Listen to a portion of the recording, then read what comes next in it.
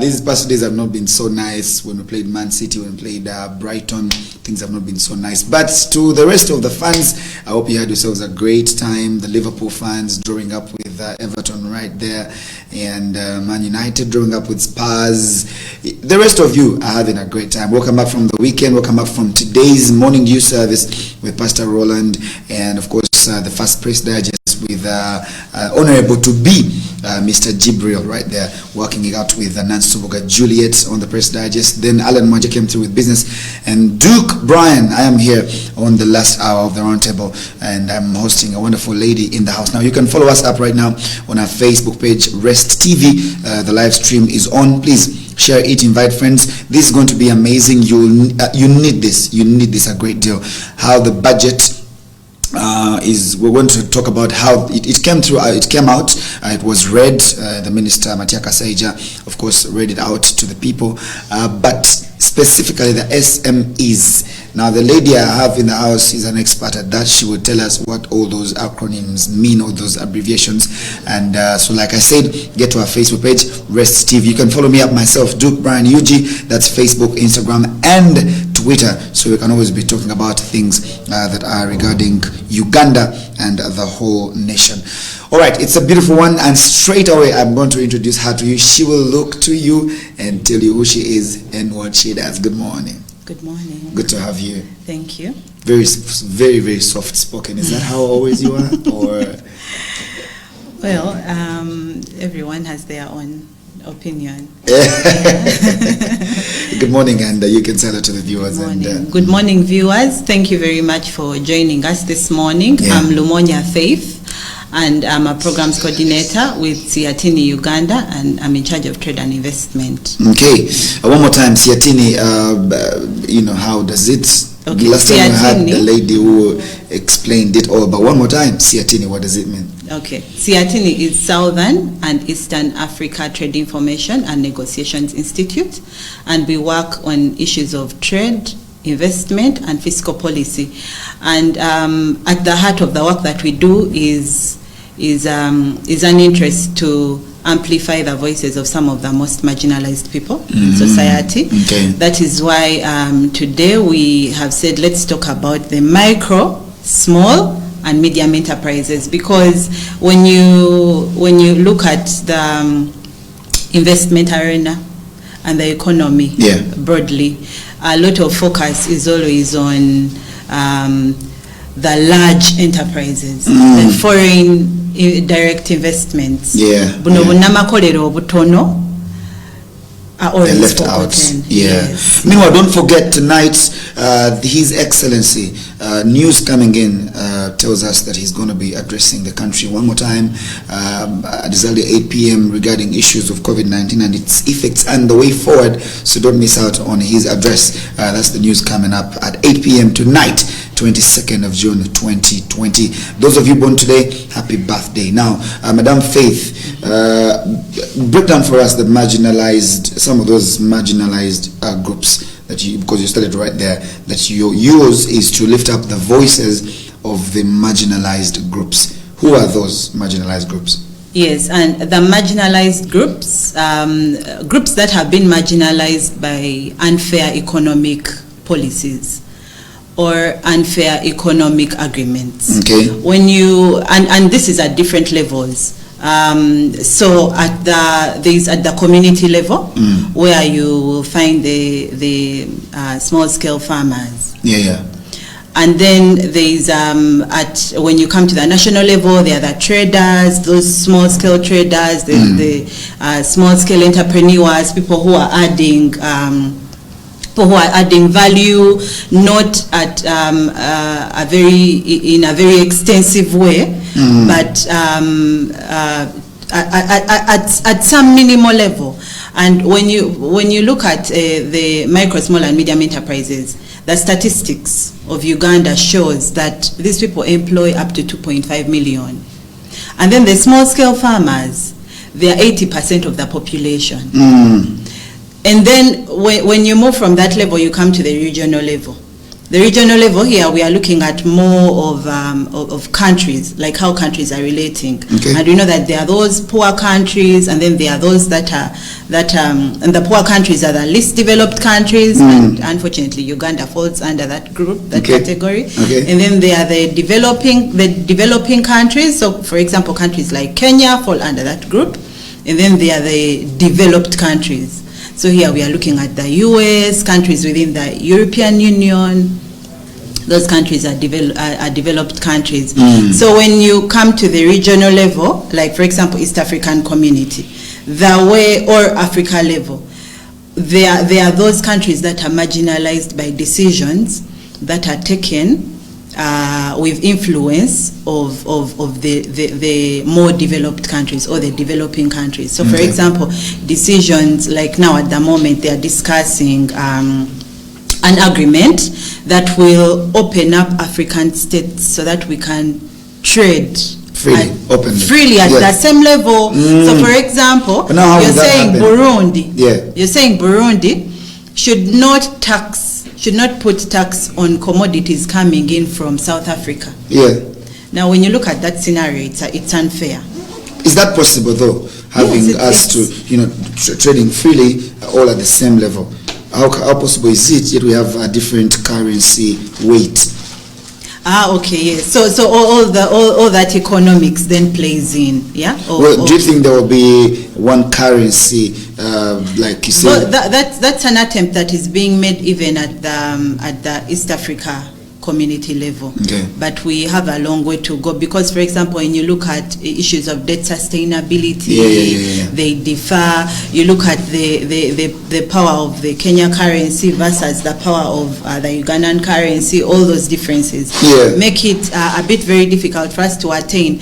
But getting back to the issue of marginalization, you get to the global level. At the global level, countries like the US, Japan, they take a lot of decisions at that level, which negatively impact small economies. So small economies like Uganda, small economies like Burundi, and so that is the marginalization that we are looking at. So as SEATINI, we work to influence policy at the local level. So we work a lot with the local governments, and a lot of the work that we have done with local government has been within the local revenue mobilization, the area of tax.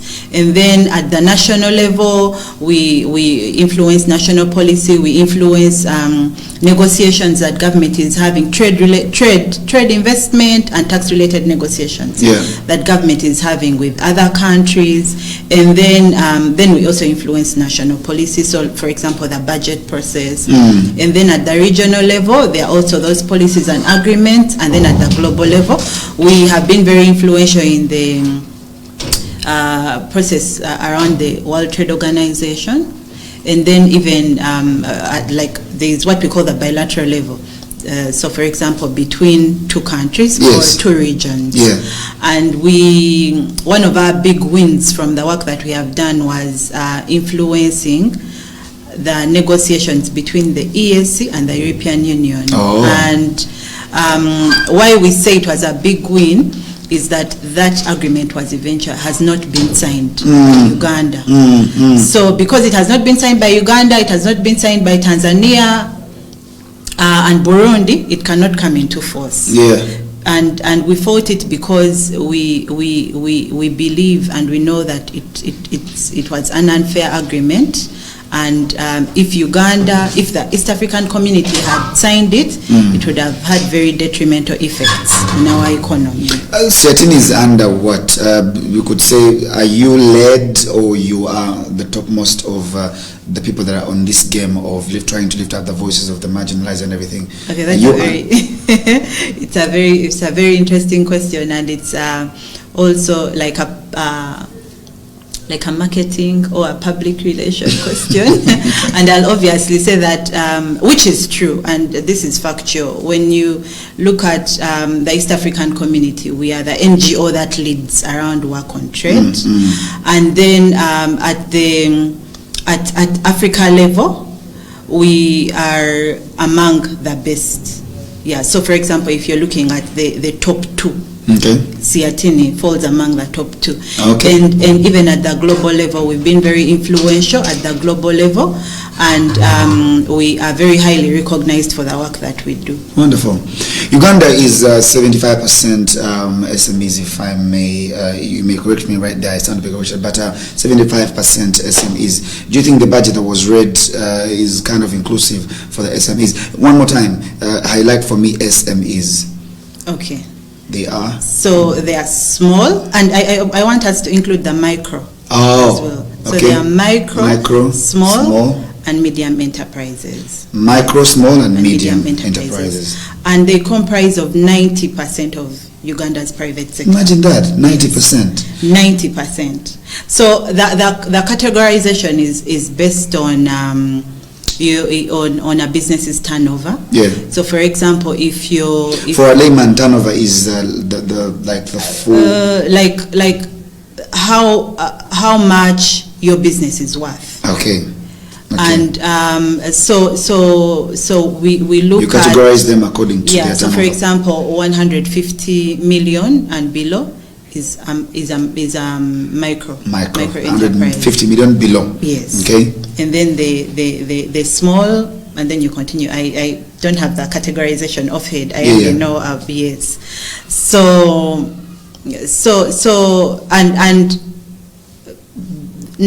when we talk about 90% of private sector in Uganda being micro, small, and medium enterprises, it means that even when we look at private sector, they are the ones who are employing the largest number of people. True.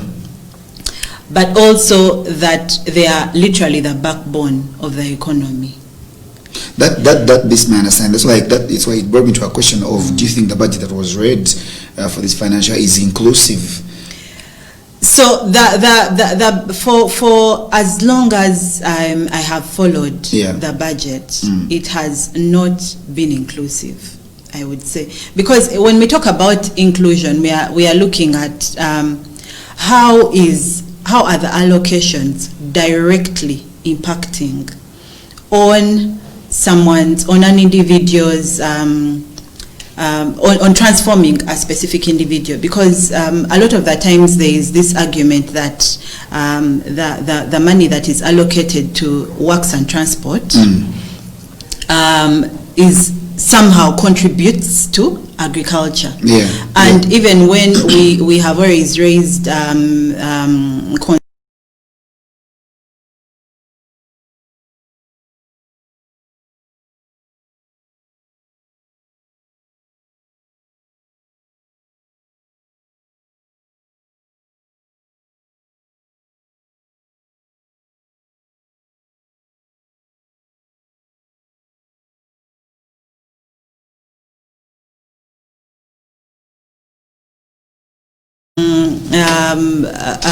also be linked to being an allocation to the agriculture sector, because the ministry, the work that's done by the Ministry of Transport somehow contributes to, of course, the agriculture sector.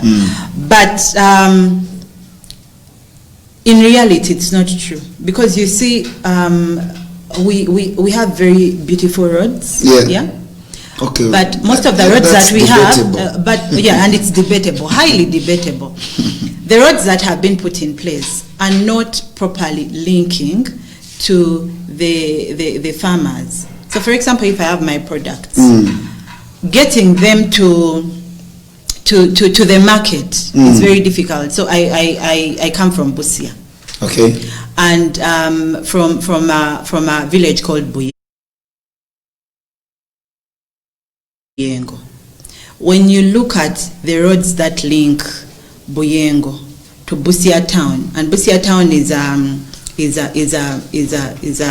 a border town. So for us, we have access to the market from Kenya and the market from Busia and Bale, etc. But for the farmer to get their products from Buyengo village to Busia town, it's same district. Imagine because the roads are feeder roads, which are not they are very small to facilitate, for example, if it's a truck transport, and so you wonder if while the Ministry of Works and Transport is doing all these different allocations to work on the different roads, it's actually putting some of these concerns into. Don't you have like district engineers and everything, and or you are the district leadership? Yeah, and I mean all those people where are I come there. from. Fort Portal, my God, I don't know if those guys get their own funding from the people. Roads, everything, stuff is so nice in there. The green, they've maintained the green in the town. They maintain the roads clean, and I don't know how other districts do this. Don't you have districts? And okay, that is Fort Portal. That's Kabarole, Fort Portal. Yes. Yeah, so that's Fort Portal town. Yeah. But when you think about the other roads that link to the local person. Oh yeah. So for example, I grow my sweet potatoes, I grow my Irish potatoes, I grow my tomatoes. How easily do I get them to the market? Okay. That's one thing about inclusion. And then when you look at the health sector, today out of pocket is 50%. So you need for the amount of money that you need to pay out is 50%. Like for example, if your medical bill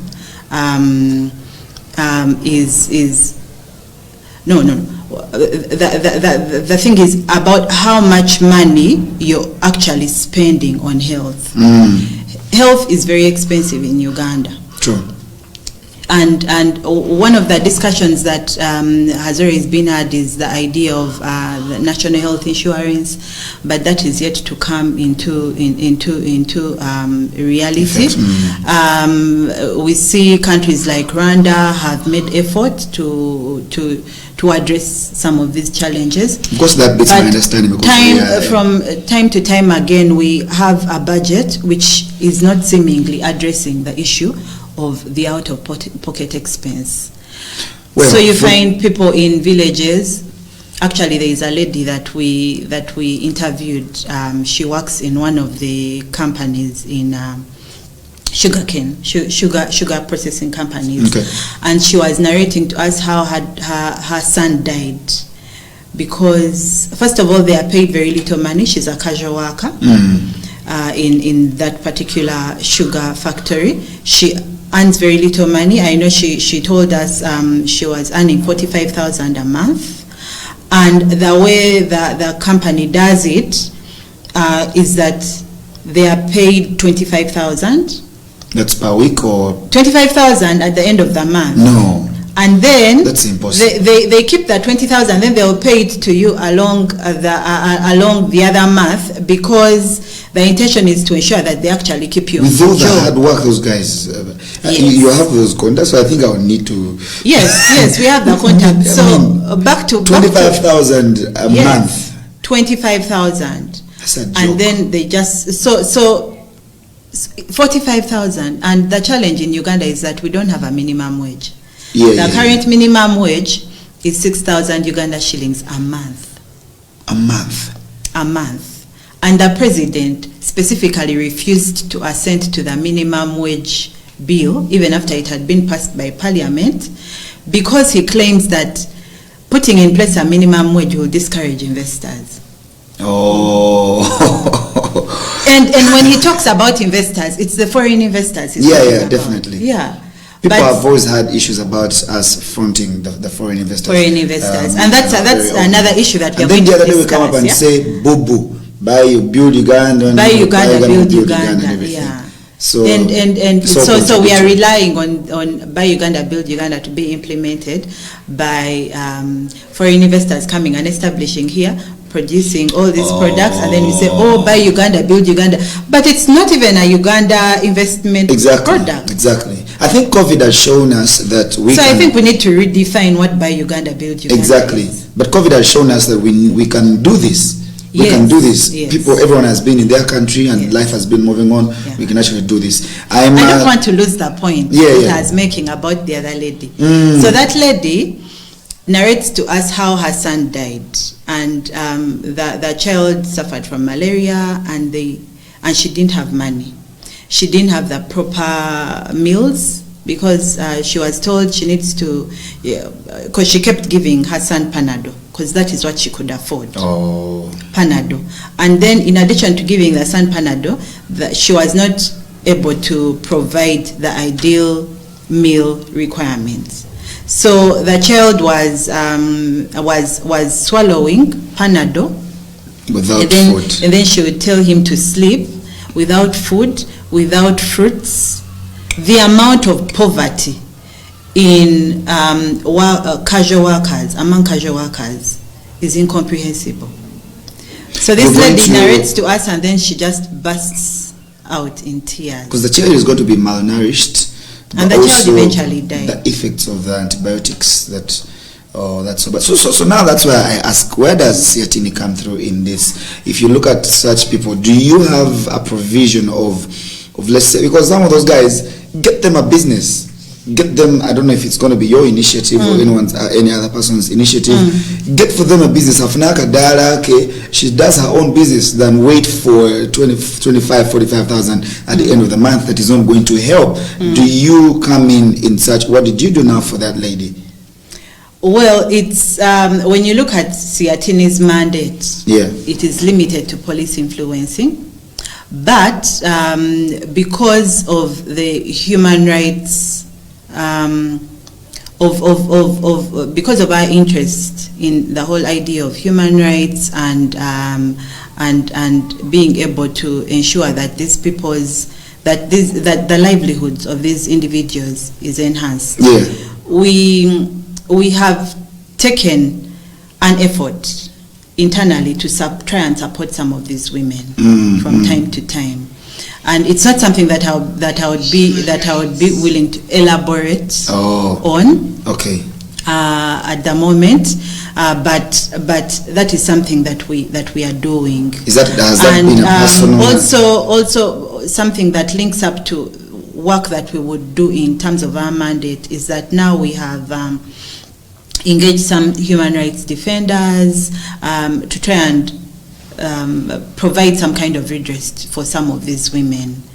Because also aside from the fact that this is the circumstance that they are in, that they are earning very little and yet working so hard, they also face other challenges on that job.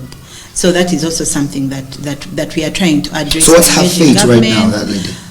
So at the moment, for that particular lady, she eventually quit. She decided to give up on working for the company. And then usually there is no appreciation fee for them or anything. Now she washes clothes for people, and then she also digs. Because she was saying that at least from digging, when you dig for someone, they allow you to get some food. But when you're working in this company, you're committing a lot of time. So for example, she was telling us she used to get to work at 5 a.m. And then leave work at 5 p.m. And she would walk a very long distance. So by the time she would get back home, it was like 7 p.m. So and that means she would used to wake up maybe like at 4 or 3 exactly, so that she can walk over to work. And so she decided that she was spending a lot of time walking to work, then working the whole day, and so she decided, let her commit time to digging for other people, because when you dig for these other people, they can also give you some food, but also you can be able to wash clothes so that she can get that income to buy soap. So that's the situation of so many Ugandans. Our economy is largely agriculture, as you have put it, and I'm disturbed. I don't know.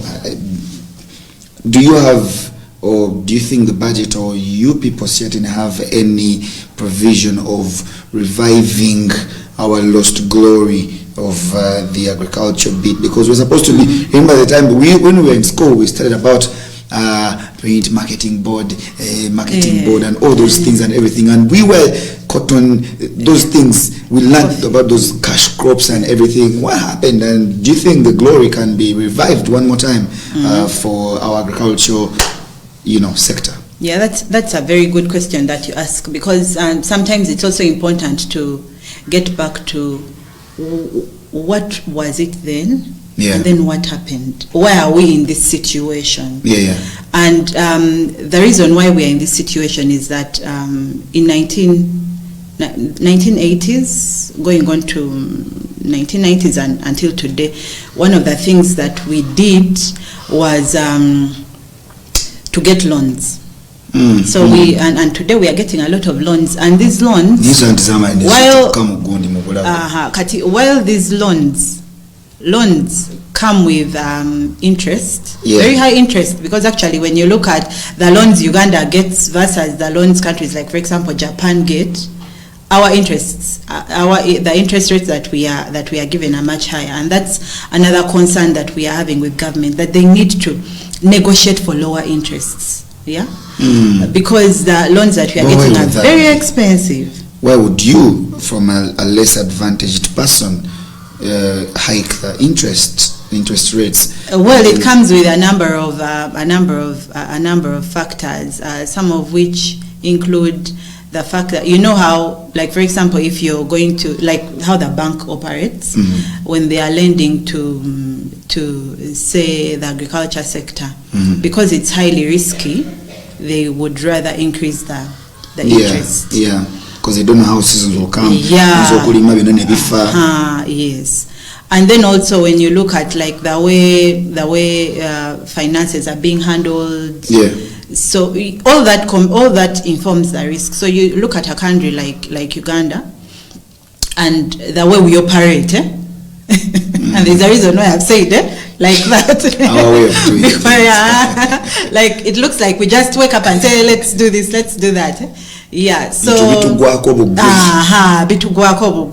like, the planning is not systematic. So all that informs the interest that will be attached to your loan. But you see, countries like Japan even get negative 2%. My God. And then you look at a country like Uganda, we are getting loans for like 10 and above %. How shall we be able to pay the principal, but even pay yes, exactly. So that's what happened. Those around the 1980s. So we got loans, and these loans came with conditions. So IMF, World Bank committed money to help us, and then they attached conditions, and some of these conditions included privatizing some of the government entities, some of the government parastatals. So that is why we saw Uganda Commercial Bank being privatized, and Stanbic took it up. And then we had, for example, the lira starch. There was a starch factory in Lira. It was also privatized. Actually, that one of the things we were told is that it was sold at about $3,000. So then so we privatization, we sold government parastatals. And then, was that a good thing though? It was a bad thing. It was bad. Because then people lost their jobs. Yeah. Then government lost grip of being able to regulate certain things. But anyway, one of the other requirements was deregulation. So deregulation meant that all leave private sector to operate freely. Do not regulate, government needed to pull out of direct involvement in business. So there was the idea of deregulation. So we got back to market forces of demand and supply, influencing prices, and then there was liberalization. Liberalization, open your market. Remove tariffs, deal with non-tariff barriers, allow for importation of products, and then and the assumption was that with liberalization we would also increase exportation. But you can't increase exports if you're not producing internally. And I think if you also don't have control, you're not sure about the quality. So there were, for example, when it comes to the way the corporations were operating, there was a system where farmers would supply and then they would get paid. And so because of all those dynamics, there were a lot of changes that happened. Prices fell. Government had no specific control over the prices, over how much the farmer was earning, and as a result, we got into a situation of having to import even things that would have been made here. Yeah. Produced. Thank you so much for watching this morning. You have any question about micro, small, and medium enterprises? Please push it over on our Facebook page, Rest TV. In just a little while, Madam Faith Lumonya can be able to answer it to you right there. Thank you so much for following this morning. And we're talking about whether the budget of that was read financial year 2020-2021 is inclusive of these micro, and she has explained the micro, small, and medium enterprises right there. Now you spoke about IMF right there, and I'm asking, Uganda, is the most entrepreneurial countries, as is said by IMF, in this sub-Saharan Africa right here. But what's going on? If we are the most entrepreneurial, what's wrong with our economy? We're not when they talk about being most entrepreneurial, it's about how many businesses we start every other day. So Ugandans have a very high, very high interest, and if I may say, appetite for starting a business, because we are always told, oh, don't rely on your salary, or boba olemedo okufuna omulimu, tandikawo business, get some money, tandikawo business. And so we keep starting businesses. And when you work with entrepreneurs, small entrepreneurs, it's amazing at how innovative they are. Yeah. So you find they are making, I don't know if people have taken, for example, the avocado seed as tea. So they pound the avocado seed into a powder, and you can add it to your tea, and it's very good and very nutritious. You dry it up, or you pound it while it's still... No, you dry it, and then when you have dried it, there's something that they do. They know they have their intellectual property. Then I think they cut it into pieces, then dry it and pound it, and then maybe they add some sieve and yes. So the people are being very, very innovative, and they keep making different products from time to time. But the challenge is that while we create so many businesses, Ugandans, one of the things that research has shown is that very many businesses die even before they make their first birthday. So you start a business today, and then before 12 months, it has already died. And it's because of so many things. Number one, the investment, the loans that we get to operate, like investment capital.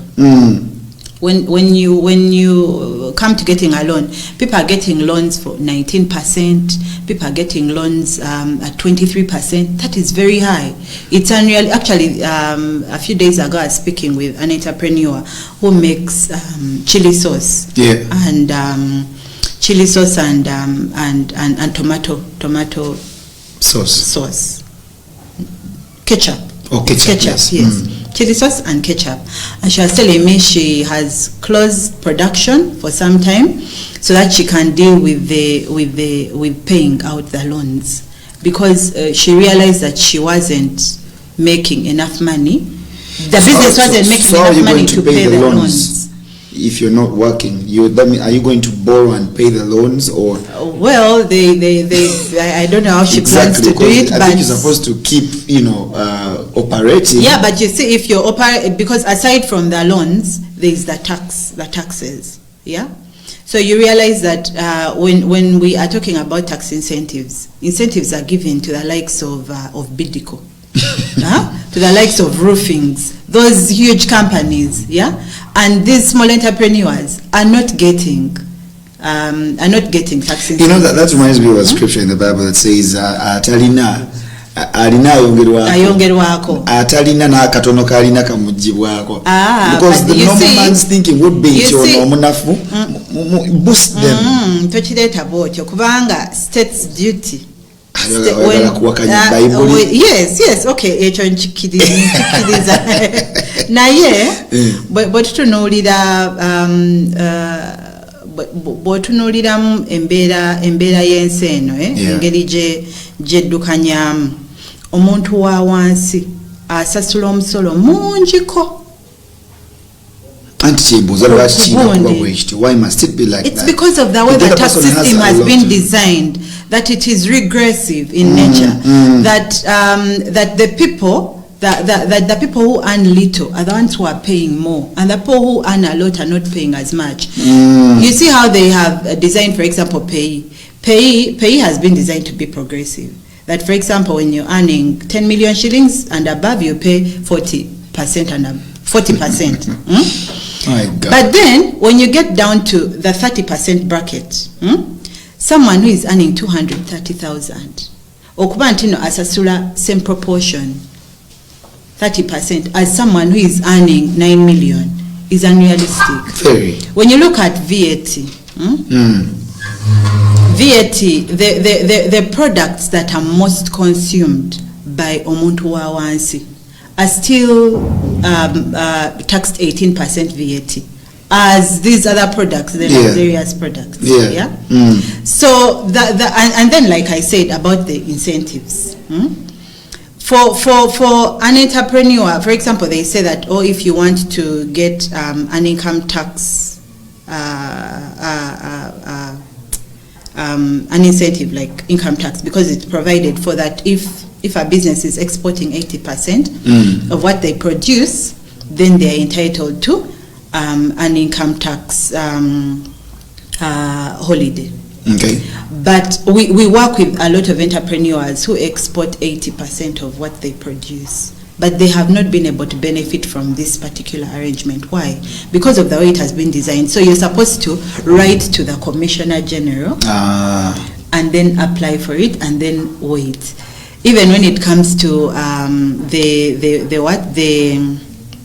there's another incentive on VAT for importing agricultural machinery. There's an entrepreneur that we work with who produces very, very good baby porridge. It's called Stina Foods, and they produce very, very good porridge. And for a long time, one of the things that had limited her from being able to get the UNBS Q mark, of which she has not yet gotten it, because again of all those different requirements that UNBS has told her that she has to, actually told her to shift.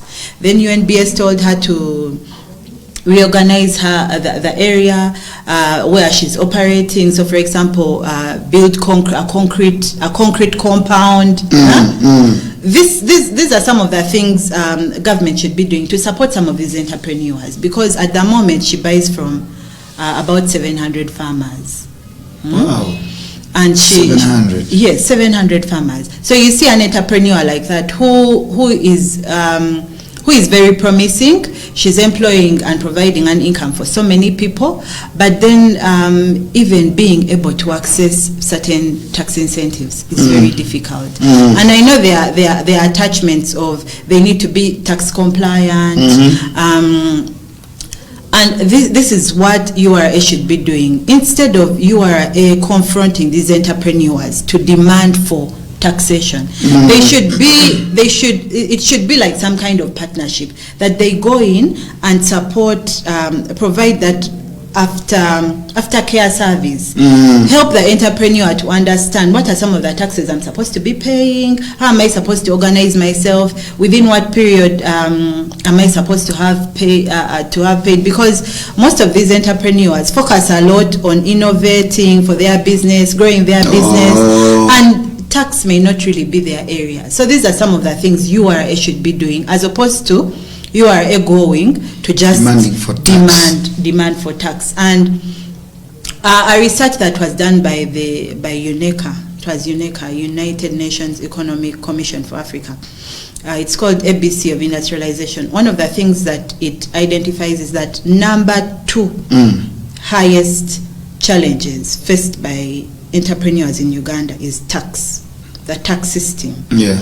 And unless we address challenges like that, we will not be able to grow. There's a person I know that had a small restaurant, and they were paying quite a lot of money to that, KCC and all of that thing.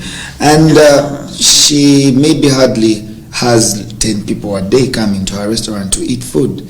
But the money, the rent, work for Korea restaurant here, then nobody ever KCCA and all those things. The money she puts in there is quite a lot. The money she invests is quite a lot.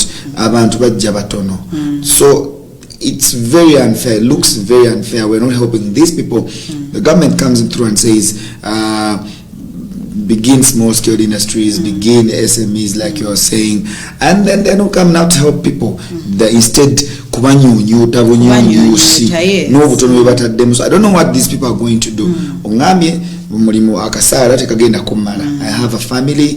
200,000 is not going to be enough, so I've gotten my salary of 3 months, like 600,000. Kumi, I've paid 3 months, mitwala asatu, let me buy requirements and everything, and what, then kastanda and went. Yes, and because of that, probably Ministry of Finance or URA could argue that no, there are so many entrepreneurs that are not paying taxes. But while it is partly true, it is also partly because of the absence of that partnership. So, for example, if I know that you're going to come to my business to assess it so that you can see how much to get out of me, I'll obviously not present proper documentation to you, like in terms of the details of my sales, or when I know you're coming, I look and go. Yes, but if there can be because also we are looking at how do we increase our domestic resources. And when we are talking about increasing domestic resources, it should also be in a more sustainable way. That today, if I go and we are engaging entrepreneur A, we are not engaging them to get taxes from them. We are engaging them to see how can we use the tax policy to grow them, because in future they will be able to pay taxes sustainably. Now they have decided to defer, because one of the things that we asked as entrepreneurs is, we need some kind of tax relief because of COVID. Because of COVID, we've not been producing. Because of COVID, our supply chains have reduced. Because of COVID, our aggregate demand for our products has reduced. So we said, no, we need tax relief. Government said, no, we can't give tax relief. We are deferring taxes. Now, if you're deferring that tax, it means there is a liability on my business. Waliwo banja ku business yange. Nti emaso kao government egenda kujja eyasesinge engambe nti nyogena kusasula sente bweziti. Kati bwemba nine banja eryo, okusobola okugenda ewa oba bank oba microfinance okufuna sente, eyo already ebera liability. Okiraba? That's right. Kubanga bana abantu baba n'abawa sente batunuulira business eyimiridde etya. Eyimiridde etya in terms of liabilities, eyimiridde etya in terms of assets. And even that kwegamba the inflow of income, outflow of income.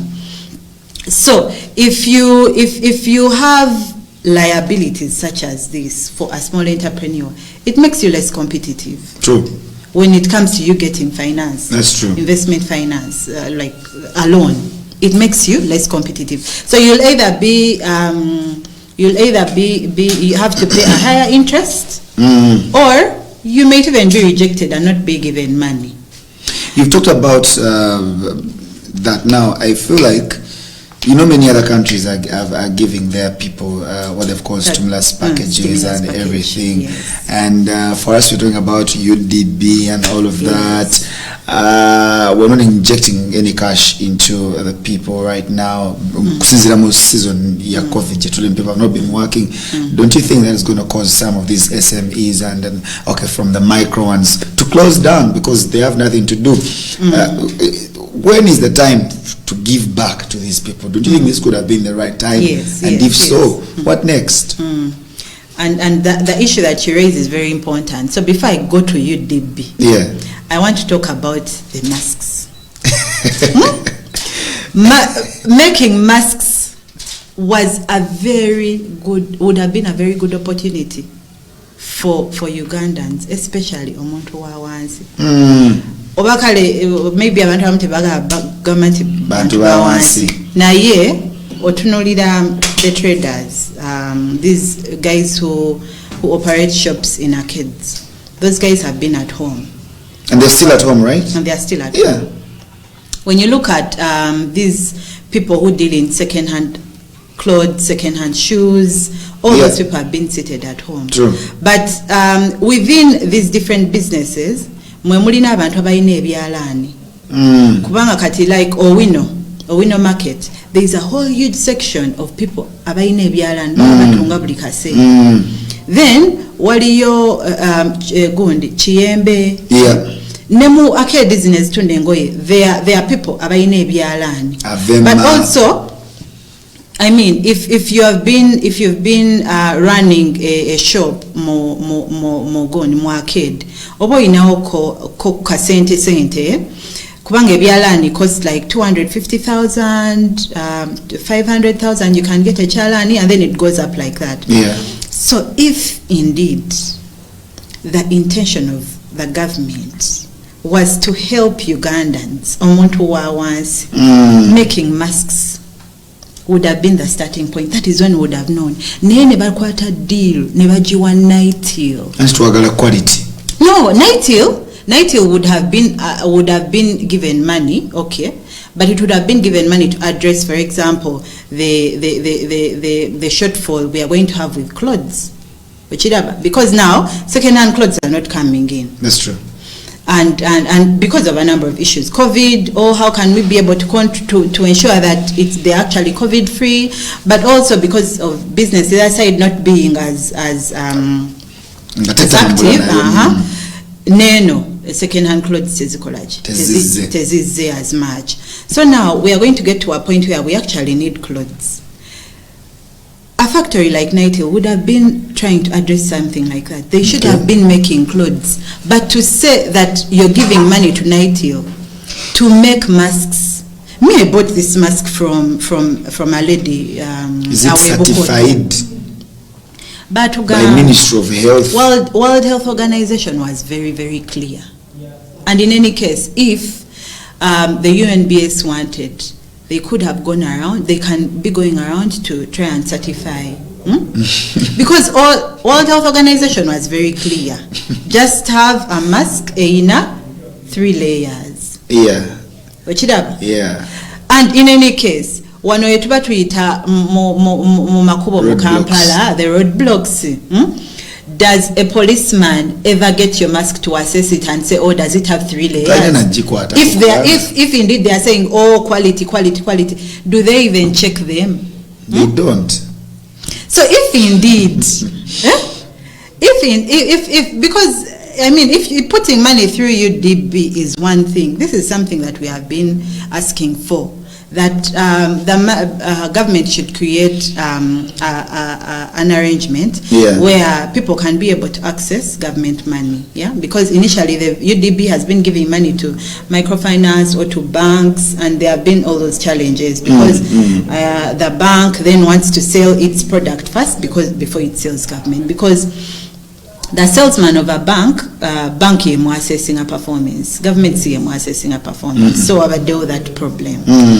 But so UDB, yes, and we are very grateful to the government of Uganda for making that decision that now it can start to do retail, that it is now giving loans to the entrepreneurs. The big question is who is going to benefit from this money. That's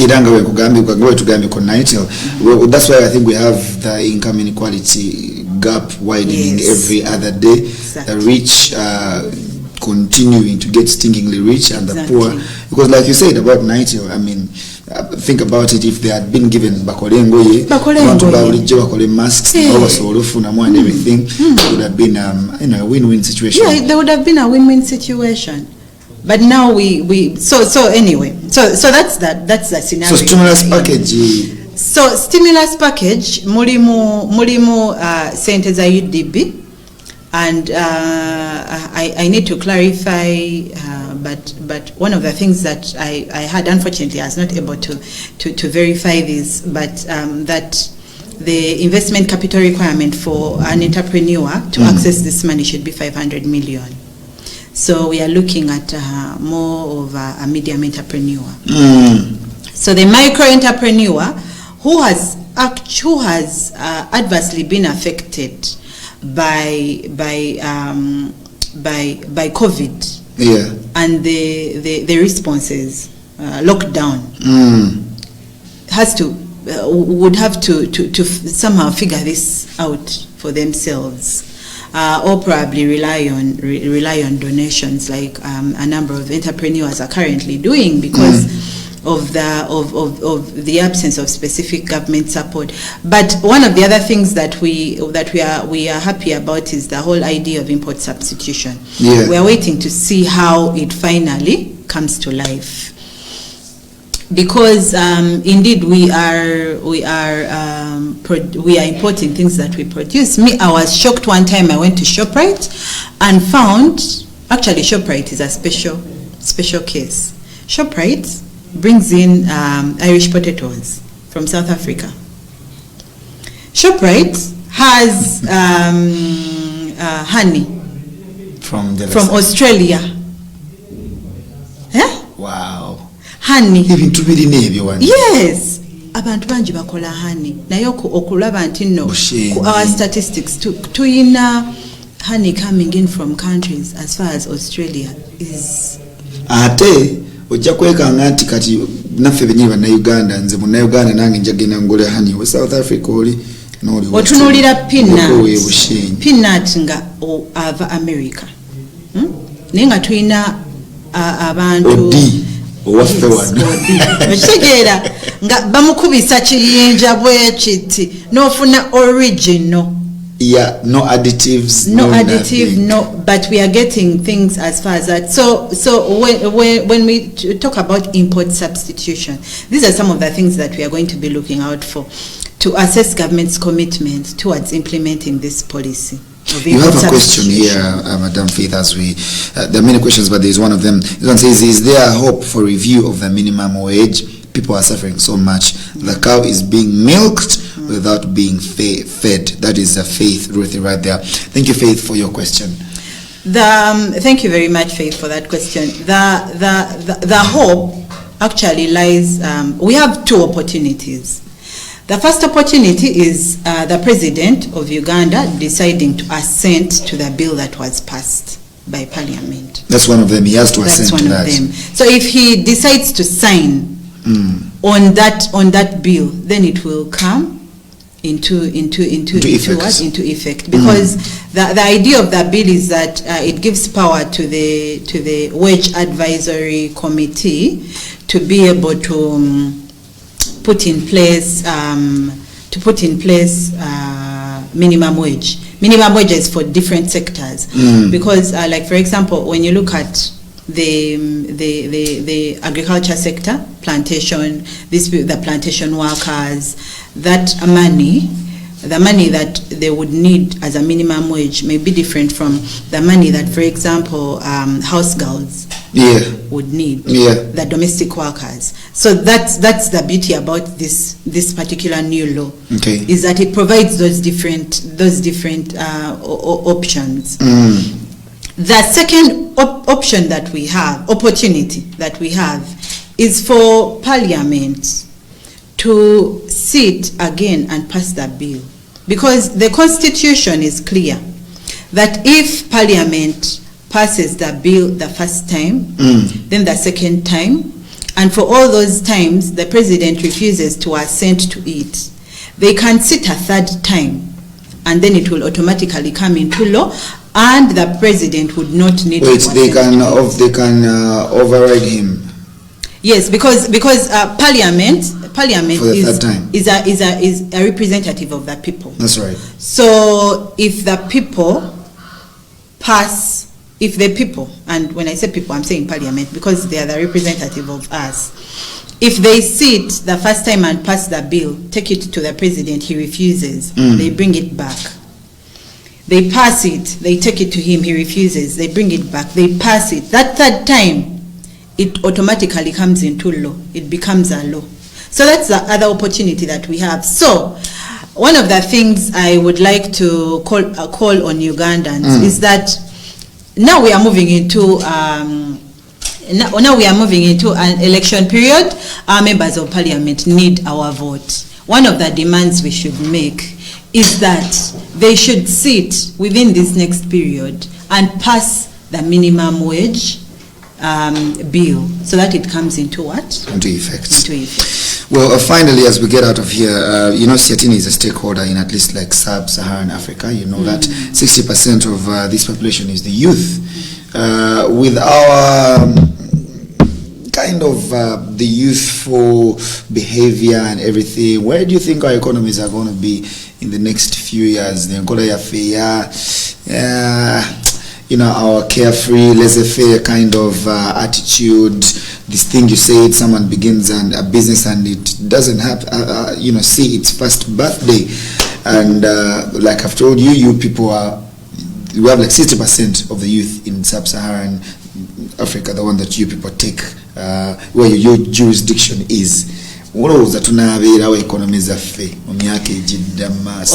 want to disagree with your statement about us, the youth, being laissez-faire. You will be shocked, by the way. Okay. That is why there is a percentage of youth that are laissez-faire, but the reality is that in Uganda, but also in Africa, one of the things that we enjoy is that a large percentage of our populations is women. So, for example, you see that in Uganda, 51% of the population are women. 51%.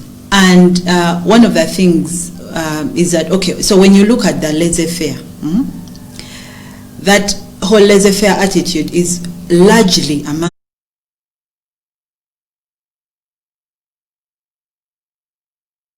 the men. Yes.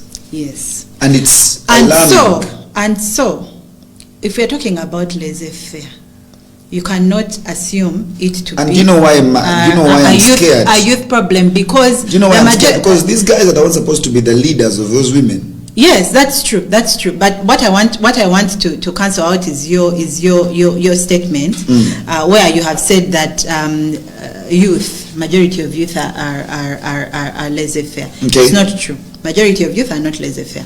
The challenge that we have is that we can have a debate someday on that. Yeah, but based on the statistics that I have put before you, in terms of the women being more, and the women are the ones that are largely not laissez-faire. That's right. They're more hardworking than the guys. Yes. So when you look at those statistics, it's clear that youth are not laissez-faire. But the problem is that, and this is one of the things that we keep telling our parents and our grandparents, is that for them, when they were fighting the war, they fought that a military war, like it was guns and, For us today, the war that we fight is a war of poverty. That you are struggling to get things done, but the system has been designed in such a way that it is keeping a large majority of individuals in poverty. So it's not, so someone struggles, but because the system is not supportive, they get to a point and just give up. And that's one of the things that our government needs to do. And it's good that a large proportion of the African continent is youth. And so we have hope that in the near future we will be the ones controlling some of these things, and as we step out, we can be able to address some of the challenges that currently exist. But our government, since they are the ones that are in now, Banag, do something. One word to someone out there as we step out, just a word in a minute or 30 seconds to someone that is watching, and how we should, end this whole thing, get out of poverty and live a better life. One word is hard work. Hard work. I know that the system at the moment is not as rewarding. We've seen people who have not worked so hard getting very large amounts of money.